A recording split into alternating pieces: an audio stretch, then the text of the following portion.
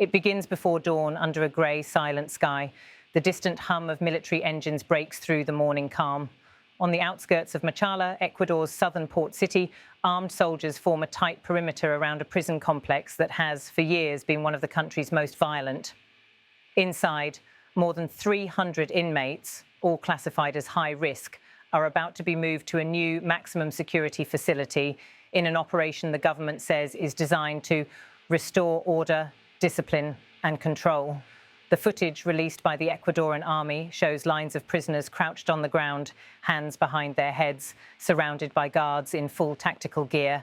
It's a scene that reflects both the strength of the state and the deep crisis that has come to define Ecuador's prison system. The army calls it a transfer. Rights groups call it a symptom of something far deeper, a nation struggling to contain criminal networks that now operate from inside its jails. The transfer follows a deadly riot inside Machala's prison, where at least a dozen inmates were killed and several others wounded.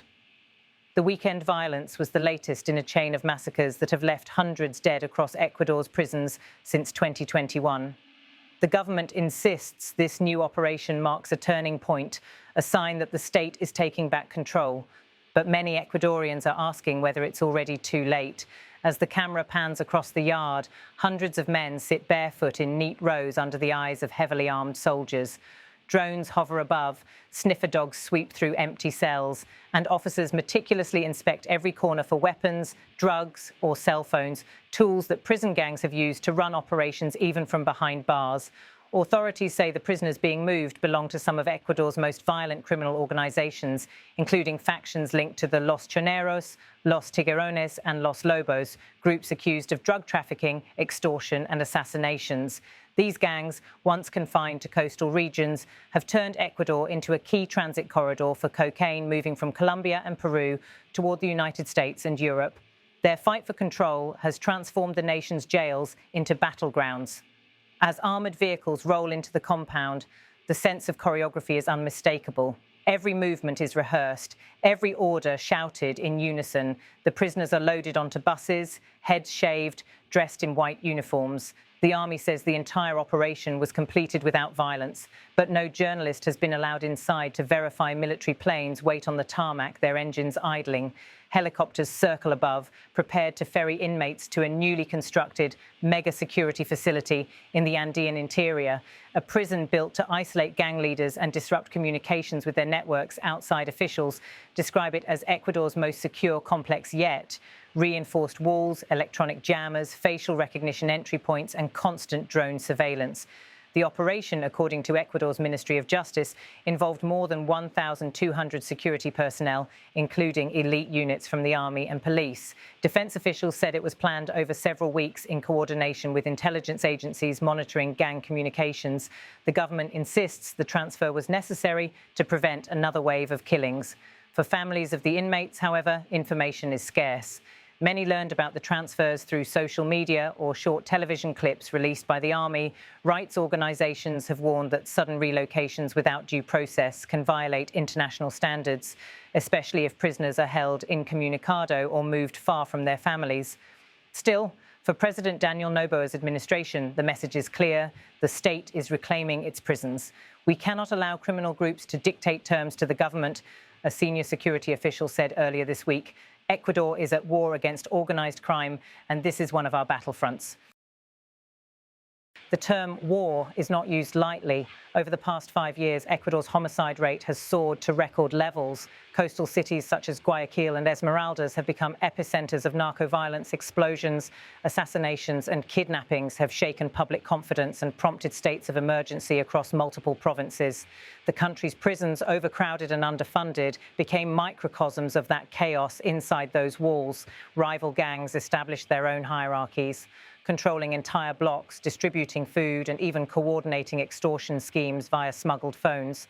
For years, security forces hesitated to enter for fear of triggering more violence. Each new riot seemed more brutal than the last. Bodies dismembered, buildings burned, weapons stockpiled. The massacre at Machala was yet another reminder of that grim reality. Witnesses reported explosions and gunfire echoing through the night. The government later confirmed that several high-profile gang members had been targeted in what officials described as a power struggle. The transfer of inmates, they said, was designed to separate those factions and prevent retaliation. As the military footage continues, helicopters lift off carrying shackled prisoners to the new facility. Soldiers stand guard on the runway, their rifles angled toward the horizon. From above, the convoys appear like slow-moving insects across the dry landscape, a testament to the scale of Ecuador's security challenge. International observers have watched the crisis unfold with growing concern. The United Nations Office on Drugs and Crime, UNODC, has called Ecuador's situation a regional security threat, warning that criminal networks are exploiting weak institutions and corruption within the prison system. The Inter-American Commission on Human Rights has repeatedly urged Quito to reform its penitentiary policies and investigate allegations of extrajudicial killings during past crackdowns, yet reforms have been slow. Experts point out that Ecuador's prison capacity was designed for around 30,000 inmates, but the current population exceeds 40,000. Many facilities lack basic medical care, sanitation, or trained staff guards are often outnumbered 50 to 1. Under those conditions, gangs fill the vacuum, offering protection, money, and status to inmates who join their ranks. The new mega-security complex, located in Cotopaxi province, is modelled loosely on similar high-security prisons in Brazil, and the United States officials claim it will hold no more than 1,500 inmates, all under 23-hour confinement, with digital monitoring systems replacing physical contact. Human rights advocates, however, worry that extreme isolation could lead to abuse and further radicalisation. At the heart of this operation lies a deeper question. Can Ecuador control the violence within its prisons without addressing the power structures that feed it? Many analysts believe the answer lies beyond concrete walls and barbed wire drug trafficking routes, fueled by global demand and porous borders, have turned Ecuador's Pacific coastline into a strategic hub for international cartels. The country's dollarized economy makes it easier to launder profits, while endemic corruption has infiltrated police, customs, and even political circles. In 2023, a presidential candidate, Fernando Villavicencio, was assassinated after vowing to expose links between politicians and drug mafias, a stark reminder of how deep the crisis runs. For ordinary Ecuadorians, the images of soldiers escorting inmates onto buses are both reassuring and unsettling. Reassuring because it shows the state taking visible action, unsettling because it underscores just how militarized public life has become. Many citizens now speak of a war on the inside, one fought not in jungles or ports, but behind prison walls. Voiceovers in news broadcasts describe the footage carefully. The army says these images were taken during the transfer operation, though the exact location and date cannot be independently verified. Journalists are cautious. Ecuador's government has in the past restricted access to prisons, citing security concerns. The lack of transparency feeds mistrust among civil society groups who fear that human rights violations go unreported. Outside the prison gates, armoured vehicles idle as families gather behind barricades. Mothers hold up photographs of their sons, hoping to catch a glimpse. Many say they have not received information on where their relatives are being taken. One woman interviewed by a local radio station said simply, "They say they are criminals, but they are still our children. We just want to know if they are alive." Her words echo the anguish of thousands who live under the shadow of Ecuador's prison violence, a conflict invisible to much of the world, yet devastating in its reach. Meanwhile, government officials continue to frame the transfer as part of a broader national security plan. The Defense Ministry has released statements emphasizing coordination with international partners, including the US Drug Enforcement Administration and Colombia's intelligence services.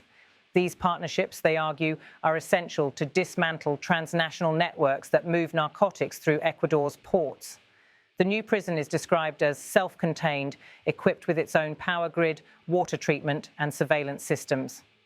Access is limited to biometric clearance, and all inmate communications are electronically monitored. The goal, authorities say, is to cut off any line between incarcerated leaders and their operations outside. But history offers a cautionary tale. In 2022, a similar crackdown in Guayaquil led to temporary calm, only for violence to resurface months later. Experts warn that unless corruption among guards and administrators is addressed, even the most fortified facilities can be compromised.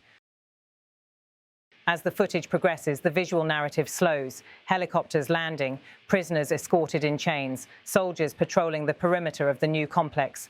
The soundtrack of rotor blades and boots on concrete underscores a stark message: control, discipline, and containment. In one frame, soldiers are seen opening small packages inside a cell, displaying confiscated drugs and makeshift weapons. Another shows a guard leading a sniffer dog through empty corridors. These images serve as both evidence and propaganda, proof that the state is acting, but also a reminder of how entrenched criminality has become. Ecuador's government insists this is not just about punishment, but rehabilitation. Officials claim that the new prison will include vocational programs, psychological counselling, and religious services. Yet past promises of reform have often faltered amid budget cuts and political turmoil. President Noboa has vowed to prioritise security as part of his administration's national peace strategy. He has called for military control over certain prisons until civilian institutions can be reformed. Critics argue this blurs the line between law enforcement and the military, risking human rights abuses. Over the next several months, more transfers are expected. The government plans to relocate up to 2,000 inmates deemed high risk to the new facility. Each operation, officials say, will be surgical and controlled. But experts caution that moving prisoners without dismantling their command networks can simply shift violence from one location to another. As evening falls, the last convoy departs Machala. The once noisy prison yard is silent again, its emptiness a temporary victory. In the distance, the faint lights of helicopters fade into the horizon. Inside the new maximum security complex, the inmates begin their first night under constant surveillance, cut off from the outside world. For the Ecuadorian government, this day marks another chapter in its ongoing struggle against organised crime. For the families left behind, it is a day of uncertainty. And for a nation caught between fear and fatigue, it is one more reminder that the road to security is long, complex, and fraught with risk. The footage ends much as it began, with soldiers standing guard under a cold sky. The caption reads simply, "Transfer complete." But behind those words lies a question that continues to haunt Ecuador. How do you restore order in a system built on chaos? And as the camera fades to black, that question remains unanswered.